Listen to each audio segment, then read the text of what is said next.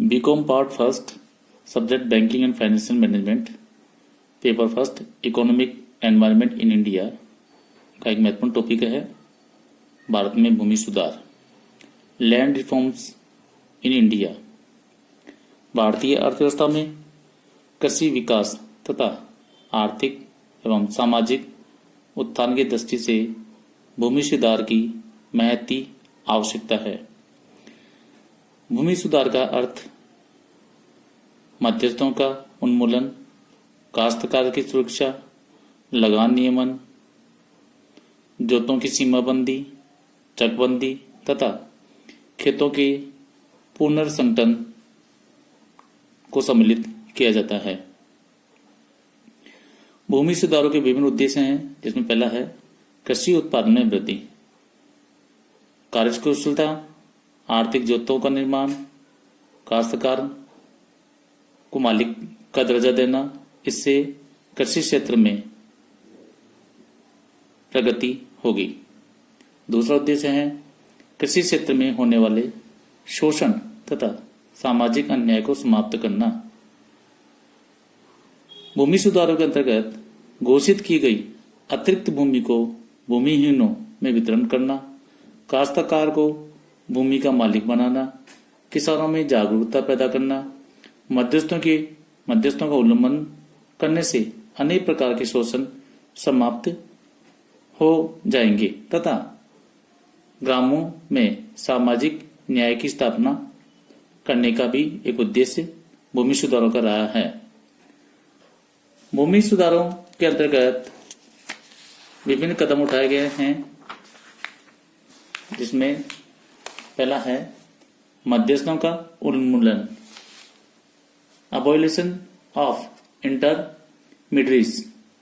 देश के लगभग 40% क्षेत्र में जमींदार, जागीरदार, बटाईदार व बिचौलिए थे, जिन्हें विभिन्न राज्यों द्वारा पारित भूमि सुधार अधिनियम के अंतर्गत उन्मूलन कर दिया गया है।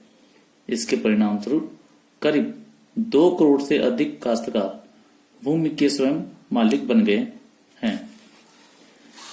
दूसरा कदम है काश्तकारी सुधार, टेनेंसी रिफॉर्म्स।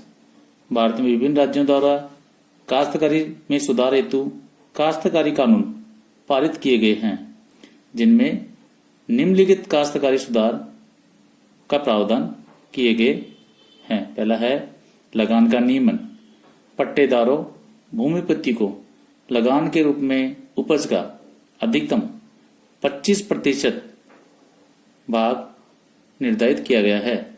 दूसरा है पट्टे की सुरक्षा, पट्टे की सुरक्षा संबंधी अधिनियम पारित कर बड़े पैमाने पर होने वाली पट्टेदारी की बेदखली को रोक दिया गया है। तीसरा है पट्टेदारों को स्वामित्व का अधिकार। अनेक राज्यों में पट्टेदारों को पट्टे का स्वामित्व दिलाने हेतु वैधानिक व्यवस्था की गई है।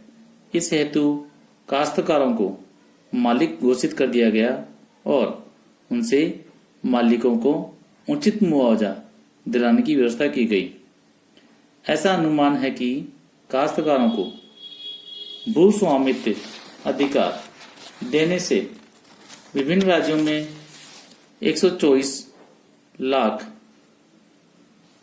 काश्तकारों को लगभग 63.20 लाख हेक्टेयर भूमि प्राप्त हुई है। तीसरा भूमि सुधार का कदम है जोतों की सीमाबंदी, सीलिंग ऑफ होल्डिंग्स। स्वतंत्रता के पश्चात लगभग सभी राज्यों में भूमि सुधारों कार्यक्रमों के अंतर्गत जोतों की उच्चतम सीमा का निर्धारण किया जा चुका है। विभिन्न राज्यों में जोतों की निर्धारण सीमा 4 हेक्टेयर से 17.8 हेक्टेयर निर्धारित की गई है। भूमि सुधारों का अगला कदम है कृषि का पुनर्गठन, रीऑर्गेनाइजेशन ऑफ एग्रीकल्चर। स्वतंत्रता के पश्चात कृषि पुनर्गठन कार्यक्रमों में चकबंदी, भूदान एवं सहकारी खेती जैसे सुधार कार्य आरंभ किए गए हैं। पहला है चकबंदी।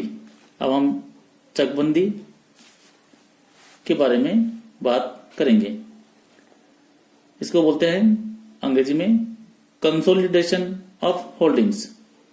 चकबंदी वह प्रक्रिया है जिसके अंतर्गत किसानों के बिखरे हुए खेतों को एक खेत के रूप में परिवर्तित कर दिया जाता है।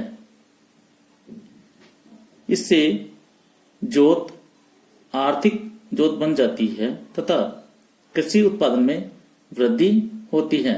इस हेतु लगभग सभी राज्यों में चकबंदी अधिनियम बनाए गए हैं।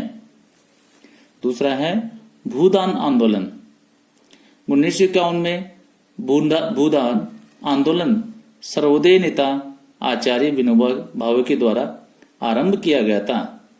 इस आंदोलन का मुख्य उद्देश्य भूमिहीन मजदूरों को भूमि पर बसाना था। इस हेतु भूस्वामियों से भूमि का 1/6 भाग स्वेच्छा से दान करने का अनुरोध किया गया था। कृषि पुनर्गठन का तीसरा बिंदु है सहकारी खेती, कोऑपरेटिव फार्मिंग। सहकारी खेती के अंतर्गत भूमि के छोटे छोटे खेतों को मिलाकर संयुक्त खेती की जाती है। इसके द्वारा जोतों के उपविभाजन एवं उपखंडन का स्थायी हल किया जाता है।